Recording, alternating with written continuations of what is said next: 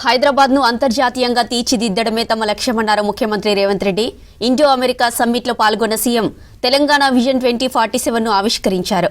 పెట్టుబడులకు అనువైంది హైదరాబాద్ అని, ప్రపంచ పెట్టుబడిదారులంతా హైదరాబాద్లో ఇన్వెస్ట్ చేయాలని కోరారు. రేవంత్ విజన్ను టెక్ దిగ్గజాలు ప్రశంసించాయి.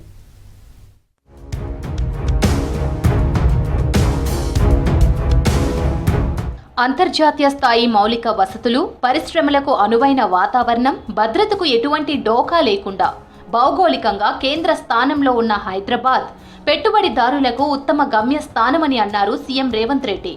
దేశంలోనే పెద్ద సంఖ్యలో యువత, వేగవంతమైన వృద్ధి రేటుతో ఉన్న రాష్ట్రం తెలంగాణని చెప్పారు. ఢిల్లీలో ఇండో అమెరికన్ వ్యూహాత్మక భాగస్వామ్య సదస్సులో ప్రసంగించారు రేవంత్ రెడ్డి.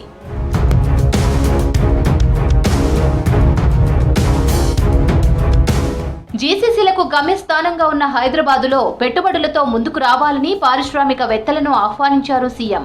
మహిళా సాధికారిత, నాణ్యమైన విద్య, యువతకు నైపుణ్య శిక్షణ, పట్టణాభివృద్ధితో పాటు మెరుగైన వసతులు, అత్యున్నత జీవన ప్రమాణాలతో కూడిన అంతర్జాతీయ స్థాయి నగరంగా హైదరాబాద్ను నిలపడమే తన ప్రథమ ప్రాధాన్యత అని తెలిపారు సీఎం.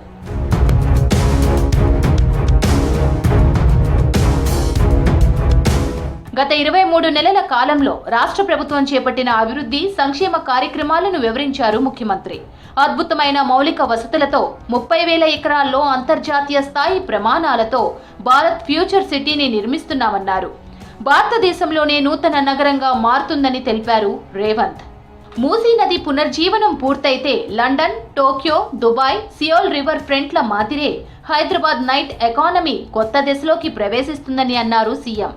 డ్రై పోర్ట్, మెట్రో విస్తరణ, రీజనల్ రింగ్ రోడ్, రేడియల్ రోడ్లు, ఓఆర్ఆర్, RRR మధ్య మ్యానుఫ్యాక్చరింగ్ జోన్ వంటి కీలక ఇన్ఫ్రా ప్రాజెక్టుల పురోగతిని వివరించిన ముఖ్యమంత్రి చైనా +1 మోడల్కు గ్లోబల్ సమాధానం తెలంగాణ అవుతుంది అని తెలిపారు.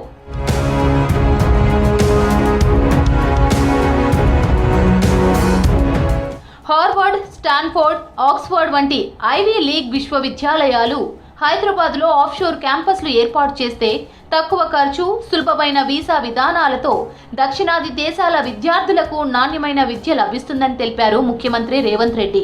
ప్రపంచ స్థాయి విద్యా సంస్థలను తెలంగాణకు ఆహ్వానించారు.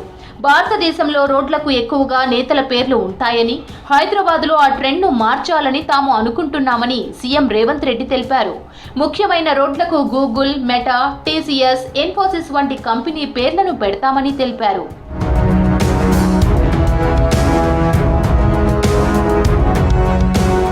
రెండు రోజుల ఢిల్లీ పర్యటన ముగించుకొని హైదరాబాద్ చేరుకున్నారు సీఎం రేవంత్.